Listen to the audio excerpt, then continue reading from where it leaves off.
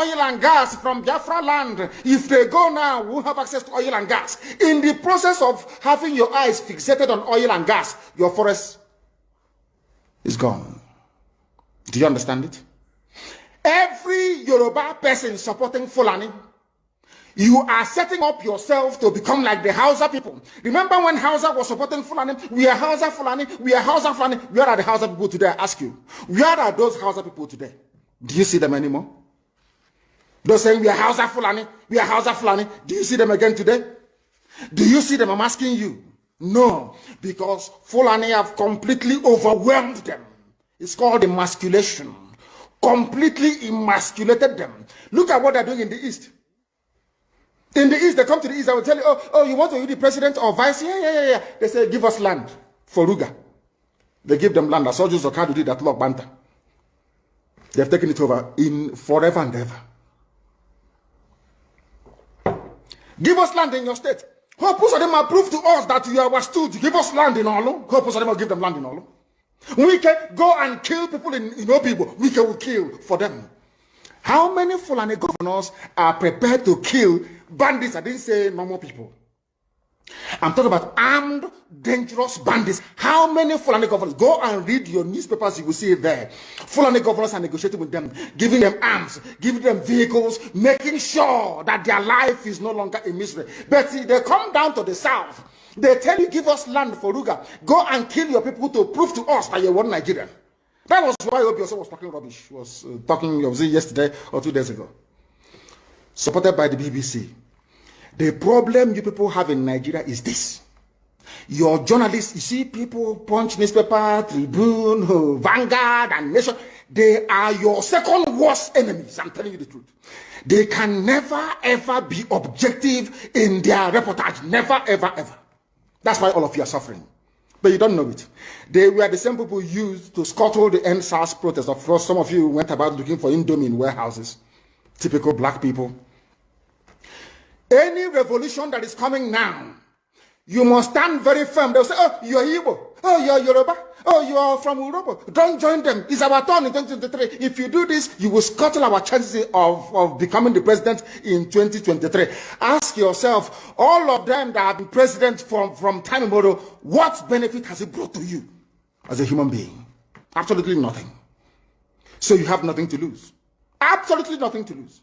You look at them now, how they have now descended on Yoruba people, asking them to concede, give us your forest, we must graze, we must do this, we must do that. And slowly, before your eyes, they are giving in, they are capitulating, they are allowing them to go, if you don't give it to us, so Tinubu will not be president in 2023. Tinubu won't be the president. That's what I'm saying to you. And foolishly, you will agree and hand over your land to them. And once they take your land over from you, look at Hausa. Because there is a saying where we come from. If you want to know what your life is going to become in the future, if you want to understand or appreciate, I will say, the life that you are about to bequeath to your children and grandchildren, look at Hausa people. Is there any Hausa governor today? Is there any Hausa emir? Is there land though? Katsina is a Hausa land. To break, I'm not even asking people to break this rule. Demand for what rightfully belongs to you, your freedom. The freedom to decide. The freedom to write a constitution if you prefer. The freedom to live with whoever you want to live with. That is what we're asking for. But most people misunderstood what we are saying. And today, almost everything we have said about the zoo has come to pass. Everything we have told you, everything I told you has come to pass, hasn't it? Everything. And some people are still Fulani will resist by all means necessary, including armed resistance, any attempt to forcefully eject them from the forest. Yoruba, you must ask yourself this question. When we were pursuing them from Ebonyi, why didn't they say something about ESN on Nnamdi Kanu? Why? Have you asked yourself that question? Because they know we are prepared to die to defend our land. They understand that very well. That is the only language the Fulani understand. You cannot say to Fulani, oh, let us have a Fulani president. And after that, all will be well. Never, ever, ever. they will continue to expand. They will continue to identify idiots in your midst, traitors, saboteurs in your midst. They will promise them heaven and earth. They will give them anything they ask for in order to ensure that they get into you, they subjugate you. Look at Yoruba land, Ilorin. Yoruba, how did you lose Ilorin? You lost Ilorin because somebody thought or felt that by aligning himself with what he felt was a superior Fulani force, he can defeat his own people. Afonja, what happened? As a result of that miscalculation, the great Yoruba race lost Ilorin to Fulani Caliphate. That is why in Ilorin you have an emir of Ilorin, not an Oba of Ilorin, answerable to Sokoto. That is where Lai Muhammad comes from. You can see them. Sokoto slaves in Yoruba land. When I say that it's not religion, it has nothing to do with religion. It has everything to do with the mentality of a conquered people. Now they have left Ilorin, having taken Ilorin and taken it to Sokoto. They now want to come into Oyo. They want to come into Ondo. Once they take over all those places, it's over for the Yoruba race. Over for you. No, never again will anybody rise a man of honor or integrity in Yoruba land. Never ever. It will only be their stooge. Look at what's happening in the East. Only Fulani stooges can now emerge in the East. It took them very many years, nearly 50 years, to accomplish this very simple task of making sure that everybody, be it Ohanese, be it Pandef, be it governor, anybody you're bringing out must come to the north to swear allegiance to the caliphate. All of them, ban on. Is there any political godfather in the East? There is none. They'll go to the north to go and swear allegiance to the Janjaweed.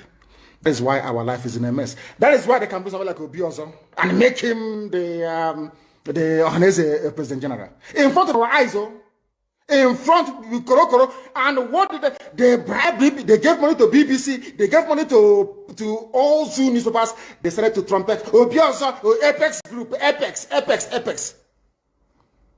You saw them holding their meeting under a canopy. A ton without shame. A whole Ohanese. Under sand, ton canopy. Maybe you saw it disgraceful and shameful. Talking rubbish. The man looks like a Janjaweed anyway. Talking nonsense. These are people they have prepared for you to sell you down the drain.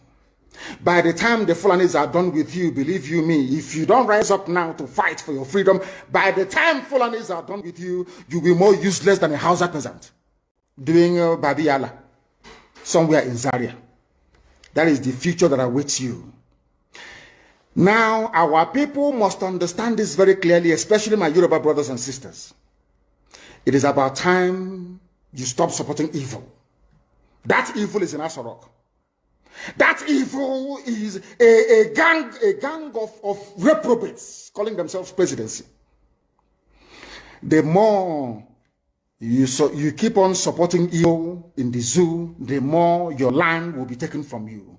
The more your daughters will be raped and abducted, the more your sons will be slaughtered in cold blood.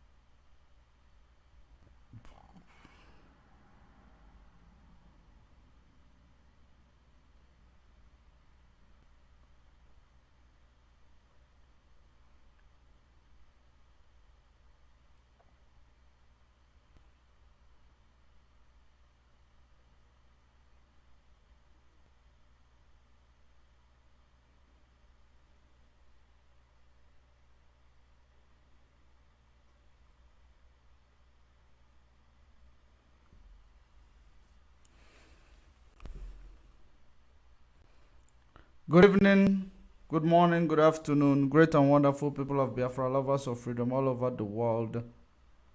I greet you according to your time zone and I welcome you to this program. While you are joining us, share the video, invite others to join. I am actually seeing if this broadcast is going to stand, because looks like we are having a weak reception. But if it is, we might be changing the platform. So it means that we are going to, if it kick us out, it means that we are going to adjust something. So, great and wonderful people of Biafra, lovers of freedom all over the world, I greet you and I welcome you to this program. While you are joining us, do the needful, invite others to join. We have few things to talk about. Very, very important. Of course, if you look at the poster that is right in front of us, it is number one, Attorney General Malami, or the Attorney General Emeritus Abubakar Malami, who was the Attorney General who pushed for the stay of execution, who undermined the verdict on Mazen Nnamdi Kanu's case, who is also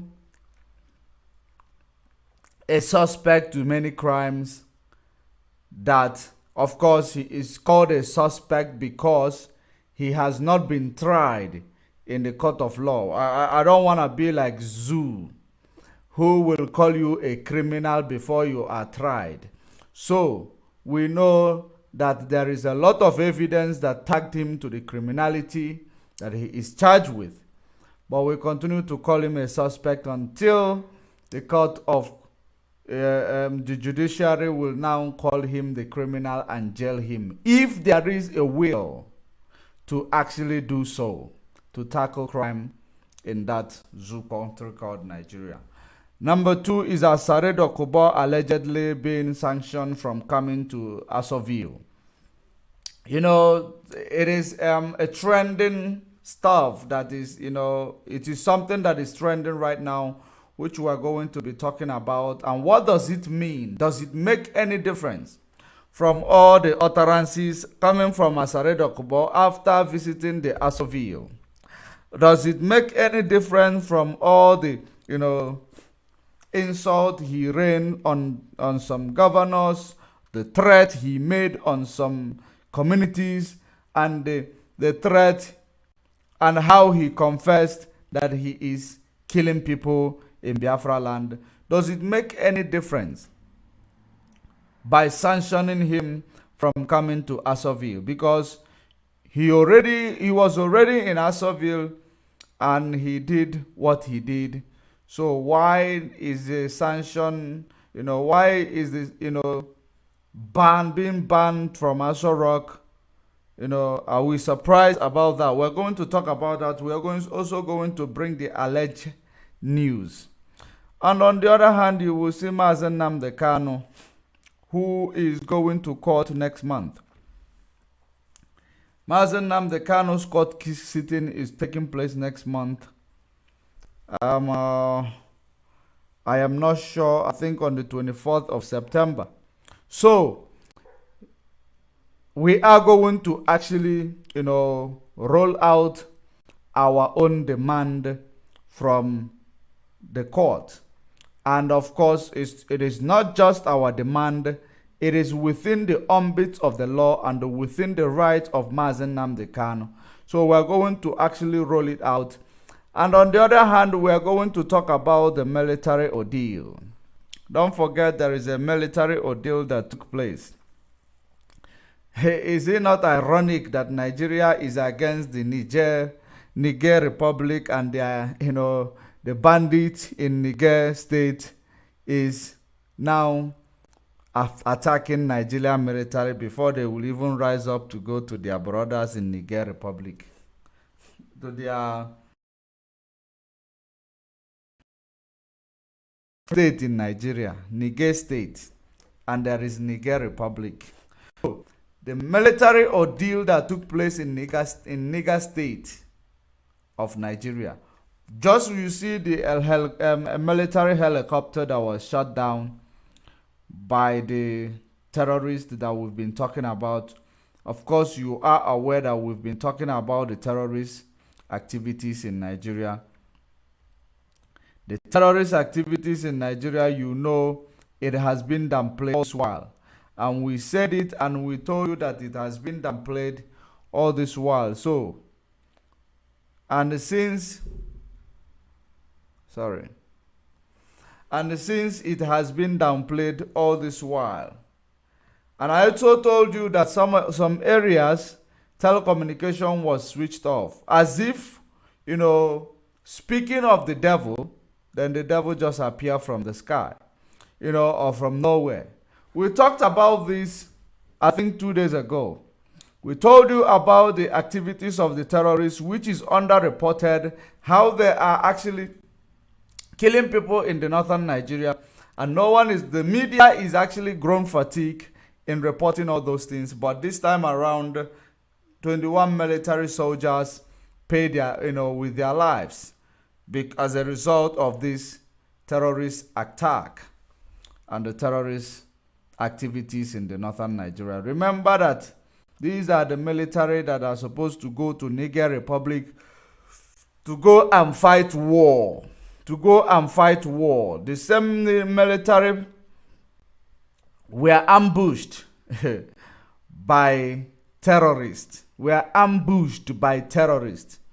Then you ask yourself, who actually are the sponsor of this terrorist? If the terrorist is actually having that audacity, if the terrorist is audacious to kill 21 military soldiers, and you will not see these military soldiers going to, pay back to the terrorists, but if there is any criminality in our land, the eastern region of Nigeria, if there is anything or any criminality taking place in such area,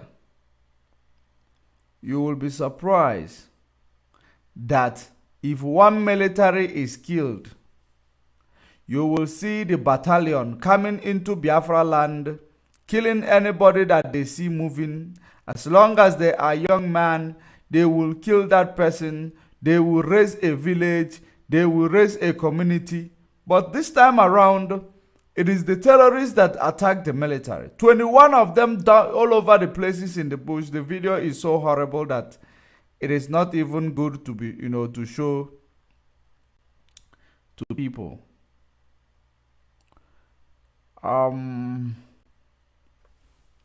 Just one moment. Let me see. We are having a little bad reception here. We are live on Twitter as well. YouTube is having also a problem. It's having also a problem of receiving enough video to maintain the smooth streaming. So let's continue in case if it kick us out. So, for you to understand exactly what is going on in Nigeria, if the military were killed like nobody in Niger State of Nigeria,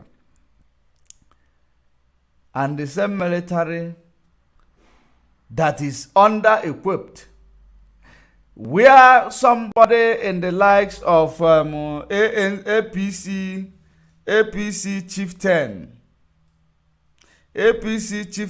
who in the likes of Femi Fanikayo, they told the world that the military budget of Nigeria is beyond the ECOWAS put together. He said that the military budget in Nigeria is bigger than the whole of ECOWAS put together. So I don't know what to believe. If you think about what we have seen, who is telling the truth and who is lying? Because this military budget, does it mean that somebody is eating the military budget and under-resourcing them, the military, that they will be killed like nothing? They will be ambushed like nothing. There is no intelligence within the military. The only thing that military is strong is when it comes to killing of civilians in Nigeria. These are the same military that are going to face Wagner Group or Niger Republic military. So, I don't know. I don't wish to actually laugh or, be happy about their ordeal.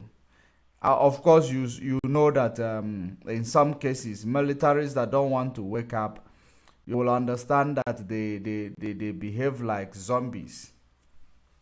So when you ask them to move, they move. If you ask them to stop, they stop. So if you ask them to go to their death, they go to their death. Just like we have seen this time around, they took themselves to their death and they died in quantums. And then, as you know, these people were so audacious, they were actually, they shoot down a military helicopter. As if all the things they were doing was not enough. They shot down the military helicopter. That is what you are seeing here. Just like, these people, what they are doing in Biafra land, it is something that is very, very, it is a very evil thing that they are doing in Biafra land. But to fight terrorists, it becomes a big issue. They cannot fight terrorists. They cannot stop terrorists. They cannot stop crime. The only thing is to intimidate the civilians. They only intimidate the civilians. That's what they do. Intimidation on the civilians. Just one moment. We are not receiving enough.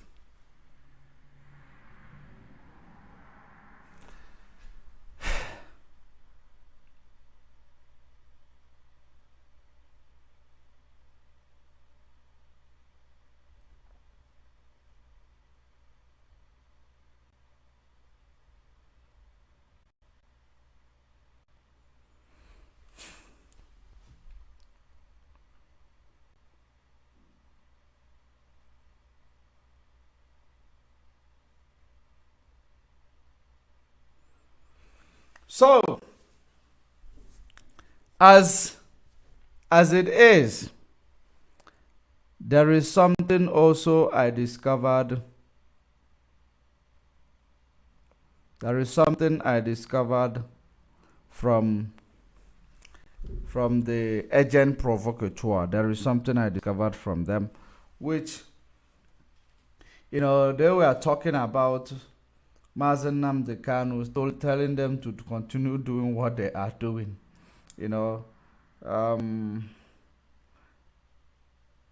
There is something I noticed about this agent provocateur. The format they are using is actually called pastor members format. Pastor members format. Format of the pastors before it will, even if, of course, some of our parents, they can bear witness, or some of the women who were once young ladies, who were actually, working in churches in Nigeria, churches, especially Catholic Church, those broke rosary children or ladies who used to go to clean the church in Catholic Church or parish house, whom these reverend fathers and they are exploited, because there are many of them. There are many cases in which reverend father exploited a young girls which are underage. So at the end of the day, the parents will notice. Still, the parents will still be giving the respect to that reverend father. Then the next thing they will tell you is, touch not my anointed one, and do my prophet no harm. That is what they will tell you. Touch not my anointed. That the Bible says, touch not my anointed, and do my prophet no harm. Because the format of this, the religious format, is something that before you come out of it, it is actually very difficult for somebody to come out of religious format. So that is what the agent provocateur is using on their people. And then they are falling into it. They are seriously falling into it. But it is very, very important for you to know that regardless of everything that these people are putting together against Mazen Nnamdi Kanu, because they know that the court case of Mazen Nnamdi Kanu is around the corner. So they are throwing everything at their disposal. They are doing everything that they have to do in order to make sure that they cripple the release of Mazen Nnamdi Kanu. But now, it is very, very important that we remind the Nigeria system, we remind the Nigeria court, we remind the Nigeria executive that Mazen Nnamdi Kanu has made it clear through every channels that is made available to him that he does not work with the criminals in Finland and their cohort. It is very, very important that we understand that Mazen Nnamdi Kanu has committed no crime and must be released, because it is very, very necessary that the crime in our land is extinguished. And the release of Mazen Nnamdi Kanu will extinguish all this crime that is being committed in our land. The release of Ohamadike will extinguish all this crime that is committed in our land. If Mazen Nnamdi Kanu is not released on this September, I believe September 24th, if he is not released on the September 24th, we will assume that the federal, the appeal court and the executive are the ones behind the criminal activities in the Biafra land. We will actually confirm, because we've been alleging, we've been seeing the activities that link them to the criminal activities that is being perpetrated through their agent provocateur. So if Mazen Nnamdi Kanu is not released, we will actually blame them for all the criminal activities that is being perpetrated in our land, because there is no other thing